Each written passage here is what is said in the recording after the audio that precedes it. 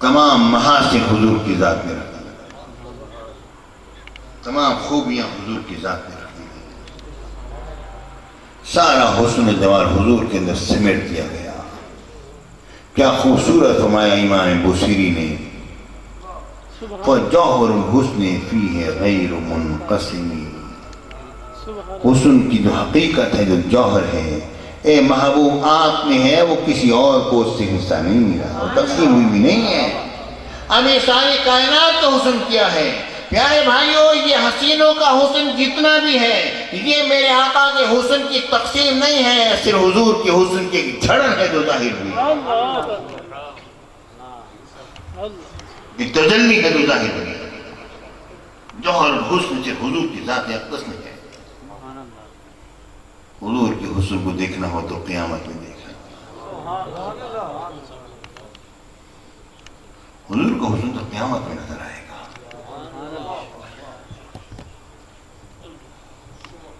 جبکہ رب کا بھی دیدار ہوگا تو حضور کی شان بھی نرالی نرالی ظاہر ہوگا۔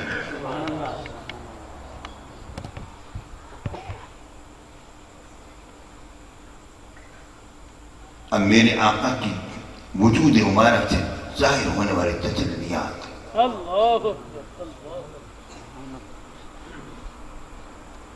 وجود مبارک سے ظاہر ہونے والے تجلیات ان صحابہ کرام پر پڑھی جنہوں نے کہ ساری زندگی اپنی شرک کے اندر گزاری تھی۔ صرف وہ چند صحابہ ملاتے کیے، سیدنا صدیق اکبر، حضرت علی اور وہ صحابہ جو حضور کے زمانے میں پیدا ہوئے یا پیدا ہو چکے تھے لیکن بالکل بچے تھے، ابھی وہ جیسے بڑے ہوئے تو کیا ہوا، اسلام ہی میں انہوں نے آپ کو دی۔ ان کی نہ باقی صحابہ جو تھے پہلے شرک میں تھے، لیکن الحمدللہ حضور کی کرم کی نگاہ پڑے سارے کے سارے، سب سے ساری کائنات کے انبیاء کرام کے حواریین میں افضل ترین حضور کے صحابہ ہیں۔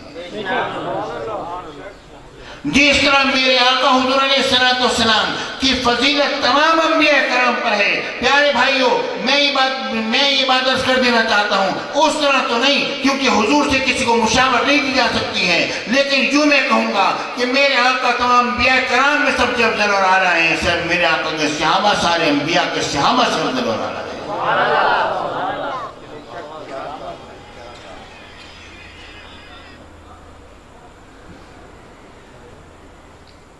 اب وہ صحابہ جنہوں نے بتوں میں زندگی گزاری، بتوں میں رہے، اب ان میں سے کوئی ٹوٹ کے آ رہا ہے اپنے باپ کو چھوڑ کر، باپ مشرک ہے، باپ جاتا ہے تو جائے نہیں، یہ چہرہ نہیں چھوڑوں گا۔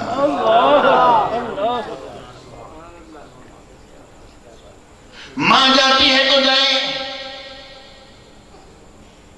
سیدنا ابو ہریرہ رضی اللہ تعالیٰ عنہ میرے آقا کی بارگاہ میں حاضر ہوتے ہیں، حضور میری ماں مسلمان نہیں ہو رہی، دعا فرمائیں۔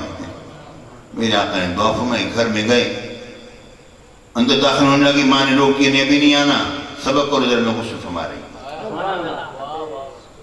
اندر جب گئے غسل کر کے فارغ ہوئی، کیا فرمایا، مجھے حضور کی بارگاہ میں نہیں چلو میں بھی کرنا پڑتا۔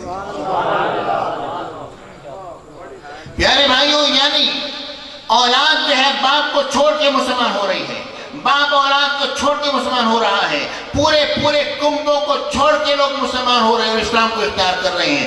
یہ سب کیا یہ تحریک چلی ہے، کیسا معاملہ ہوا کہ ایک دم سے چند سالوں کے اندر 9.5 سال کی عرصے میں در حقیقت اسلام بے پناہ پھیلتا چلا گیا۔ یہ سارا معاملہ کیسے ہوا؟ جو مدنی زندگی تھی، اصل میں میرے آقا کی تجلیات جو پھوٹتی تھی، ظاہر ہوتی تھی، جس طرح پڑھتی تھی وہ حضور کا خود دیوانہ ہوتا۔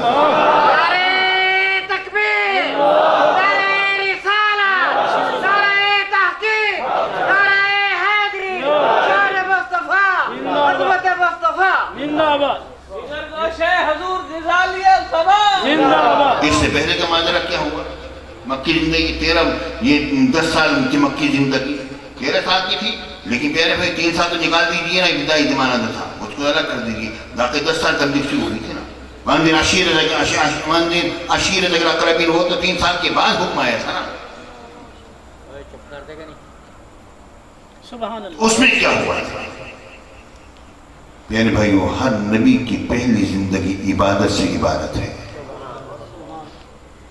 عبادت تھی۔ سورہ مزمل شریف پڑھ کے دیکھو، ساری ساری رات صحابہ کرام عبادت کر رہے ہیں۔ وَإِنَّ لَكَ فِي النَّهَارِ سَبْحًا طَوِيلًا، اب جب معاملہ کوئی بڑھے، آپ کے دن میں بھی کچھ کام ہے، تھوڑی دیر رات کو آرام بھی کر لیا فرما لیا کیجیے۔ یہ کیا تھا؟ ذرا سورہ یہ اصل ماجرا کیا ہوا؟ ماجرا اصل میں یہ ہوا کہ صحابہ کرام نے، جو چند صحابہ کرام تھے، انہوں نے یہ 10 سال کے عرصے کے اندر عبادات کی اور میرے آقا کے قرب کو اختیار کی اور تجلیات مصطفیٰ کو اپنے اندر سمویا۔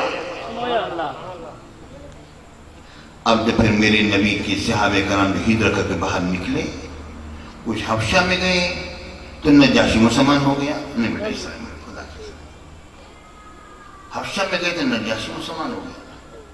جہاں پر جا رہے ہیں حضور کے صحابہ کرام جہاں بڑھتے چلے جا رہے ہیں، لوگ حضور کے صحابہ کو کرام کو دیکھتے چلے جاتے ہیں اور حضور کی مختلف تجلیات ظاہر ہوتے چلے جاتے ہیں اور پھر ان پر ان کے اثرات ہوتے چلے جاتے ہیں۔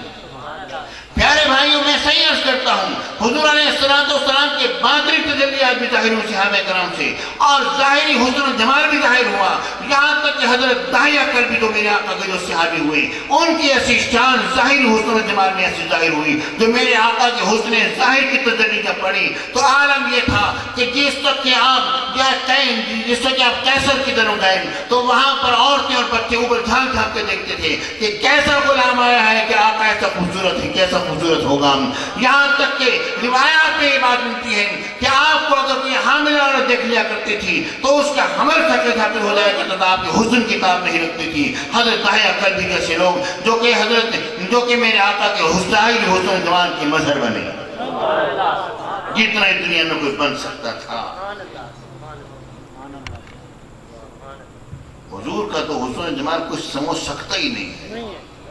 رب العالمین نے کوئی دل ایسا نہیں بنایا جو حضور علیہ السلام کی کمالات کو سمو لے، نہ کسی نبی کا دل ایسا ہے نہ کسی ولی کا دل ایسا ہے۔ ہر ایک نے اپنے اپنے حصے کے مطابق، اپنے اپنے ظرف کے مطابق حصہ لیا ہے، ہر ایک نے اپنے اپنے ظرف کے مطابق حصہ لیا۔ کون ہے جو حضور علیہ السلام جیسا ہو سکتا ہے؟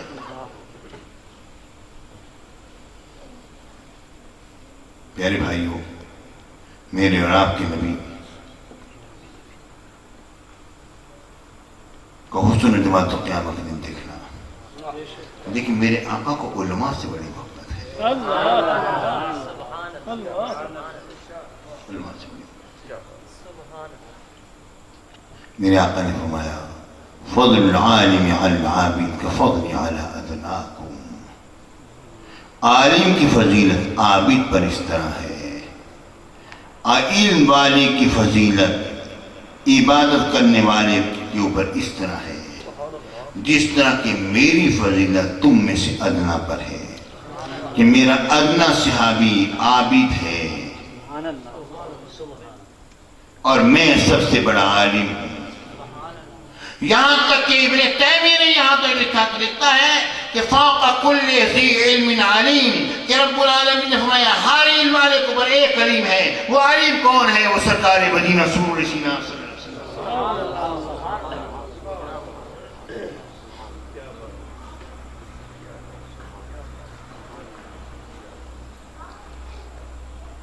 فوق کل ذی علم علیم، میرے آقا سے بڑھ کر کون علیم ہو سکتا ہے؟ یہ کائنات جو ہم جو کہتے ہیں نا حضور علیہ السلام کو ساری کائنات کا علم ہے، پیارے بھائی یہ کائنات بہت چھوٹی ہے حضور کی علم کے ساتھ۔ وَمِنْ عُلُومِكَ عِلْمَ اللَّوْحِ وَالْقَلَمِ، حضور کے علوم میں سے لوح اور قلم کا علم ذرا سا ہے۔ وَمِنْ عُلُومِكَ عِلْمَ اللَّوْحِ وَالْقَلَمِ، حضور علیہ السلام کے علوم میں سے ایک ذرہ ہے قلم اور لوح کے لوح محفوظ کا علم ہے۔ امام بوصیری نے حق ادا کیا ہے، حق تو یہ ہے کہ حق کو ادا نہ کر سکا مگر جو ادا ہو سکتا تھا انہوں نے کیا ہے۔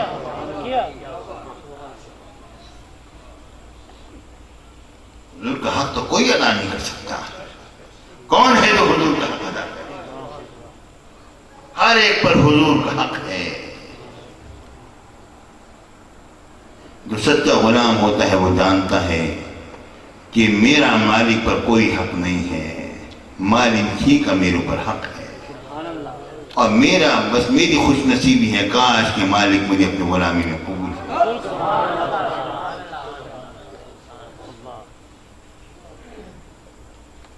میرے آقا سرکار مدینہ صلی اللہ علیہ وسلم کی تجلیات ساری کائنات بکھری ہوئی ہیں۔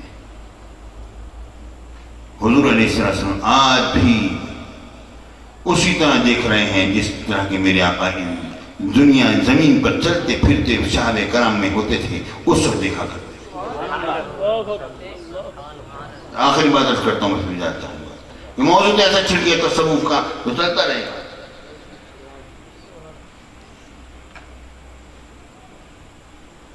میرے آقا نے فرمایا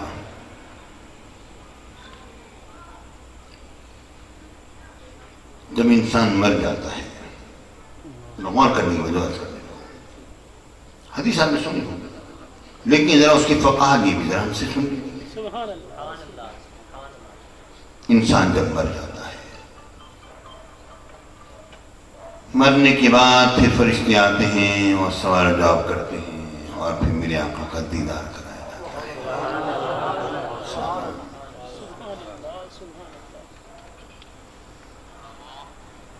پوچھا جاتا ہے ما علمک بہذا الرجل ما کنت تقول فی ھذا الرجل، بتا ان مرد مقدس کے بارے میں تیرا کیا علم ہے، تو کیا کہا کرتا تھا؟ سوال ہوگا میرے آقا نے کس سے فرمایا؟ صحابہ کرام سے فرمایا۔ پیارے بھائی، یہ حدیث کی ہر کتاب میں ہے، لیکن کسی صحابی نے یہ عرض نہیں کیا حضور آپ کا دیدار کیسے ہوگا مرنے کے بعد؟ حضور ہم تو مر جائیں گے تو دیدار کیسے ہوگا؟ کسی نے یہ بات نہیں کہی۔ حضور ہمارے یہ شہداء جو مر گئے، جو شہید ہو گئے، ہمارے ساتھی جو وصال پا گئے، یہ بھی سب آپ ان کی قبروں، کسی نے نہیں پوچھا حضور آپ قبروں میں جاتے ہیں، ان کے پاس گئے ہیں؟ کسی نے سوال نہیں کیا۔ کیوں نہیں کیا؟ وہ یہ جانتے تھے کہ جو بات ہماری عقل میں نہیں آتی، ہماری عقل ناقص ہے، نبی کا فرمان سچا ہے۔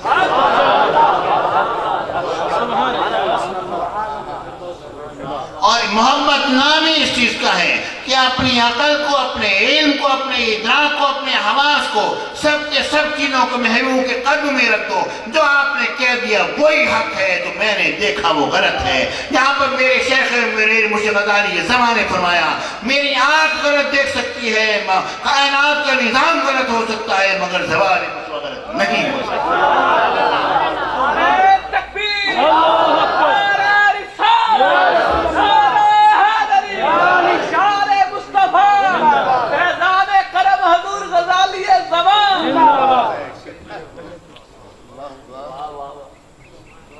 میرے بھائیوں،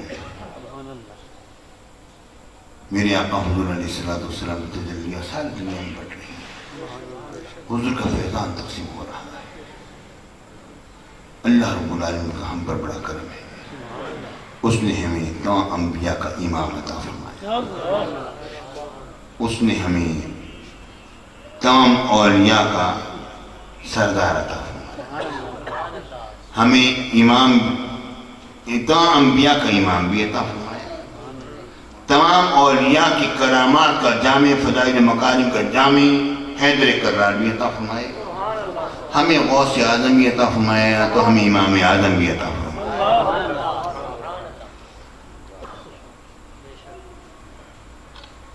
میرے بھائیوں، اولیاء کرام کی دنیا بھی عجیب دنیا ہے، جب یہ دلوں کے تاروں پر جب یہ چھڑتے ہیں تو عجیب کیفیت ہو جاتی ہے۔ کسی کو کیا معلوم کہ کس وقت کیا کر رہے ہوتے ہیں۔ حضرت غوث اعظم سیدنا شیخ عبدالقادر جیلانی رضی اللہ تعالیٰ نے فرمایا فمن فی اولیاء اللہ مثلی ومن فی العلم والتصلی فی حالی، اولیاء اللہ میں کوئی کون ہے جو میری مثل ہو، میری علم جیسا علم لے کر آؤ، میرا تصرف جیسا تصرف دکھاؤ تو صحیح۔ پیارے بھائی، اب جتنے بھی بڑے بڑے اولیاء اللہ ہیں سب کے سب حضور غوث اعظم کی سمندر سے نکلی ہوئی نہریں ہیں جو بہہ رہی ہیں۔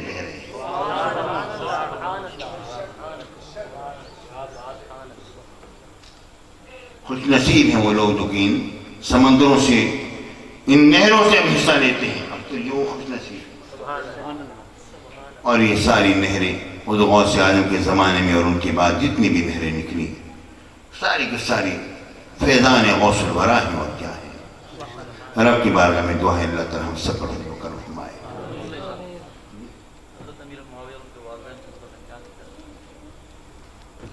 حضرت امیر معاویہ اور ان کے والدین کے متعلق کیا عقیدہ رکھنا چاہیے؟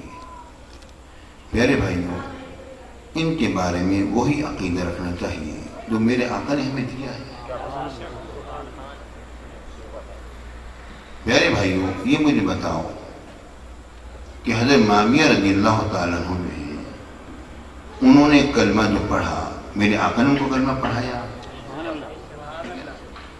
حضور کلمہ پڑھانے والے یا حضرت معاویہ کلمہ پڑھنے والے؟ حضرت ابو سفیان کلمہ پڑھنے والے، میرے آقا کلمہ پڑھانے والے؟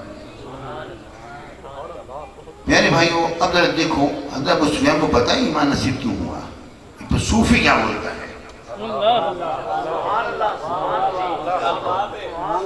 اب صوفی کی بات سنو، پھر بھی اگر تمہارا ایمان نہیں ہے تو تم جانو تمہارا ایمان جانے میں آپ سے جاتا ہوں۔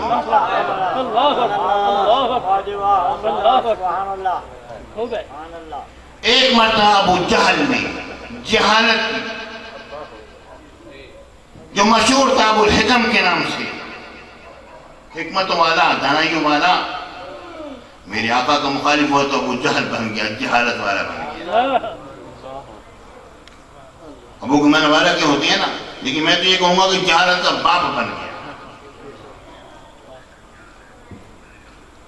ہوا کیا، اس نے ایک مرتبہ حضرت سید کائنات، خاتون جنت، مخدومہ کائنات فاطمہ الزہراء رضی اللہ تعالیٰ عنہا، آپ تشریف لائی، آپ نے کوئی بات فرمائی، اس نے آپ کے اوپر نعوذ باللہ تماچا لگا دیا۔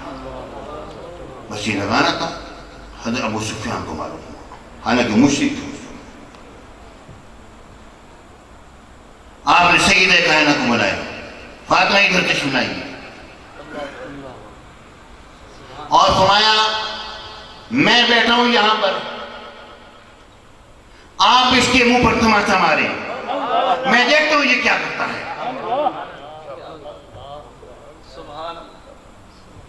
میں کھڑا ہوں یہاں پر، اگر اس نے کچھ کیا میں کھڑا ہوں، آپ اس کے اوپر تماچا لگائیں۔ پیارے بھائی، بس وہ عمل اللہ کو پسند آیا۔ ابو سفیان سے حضرت ابو سفیان بن گئے، وہ معاویہ سے حضرت امیر معاویہ بن گئے۔ یہ فیضان اہل بیت اطہار کا فیضان تو نسلوں میں جاری ہوتا ہے نا۔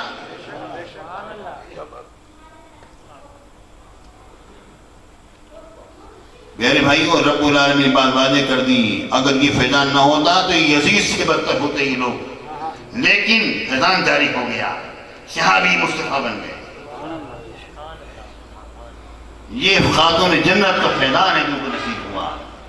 اب بھی اگر تو نہیں مانتا ہے تو تو جانے اور تیرا ایمان جانے، میں نے تو بات کر دی ہے۔ اللہ رب العالمین حضرت معاویہ، حضرت ابو سفیان، یہ ان حضرات کے درجات میں مزید فتح عطا فرمائے۔ لیکن ایک بات ذہن میں رکھ لو، علی علی ہے، علی کوئی اور نہیں ہو سکتا۔ یہ بات ذہن میں رکھ لو، علی علی، علی کا نام ہمارے دلوں کی دھڑکنوں میں بستا ہے، علی کی محبت ہمارے رگوں میں جاری ہوتی ہے۔ علی وہ ہیں جس نے سیدنا صدیق اکبر کے ہاتھ میں ہاتھ دیا، علی وہ ہیں جس نے عمر بن خطاب کے ہاتھ میں ہاتھ دیا، علی وہ ہیں جو حضرت عثمان غنی کے ہاتھ میں ہاتھ دیا۔ ہمارا علی وہ ہے، اب تیرا علی کوئی اور ہو تو مجھے پتہ نہیں، ہمارا علی تھے۔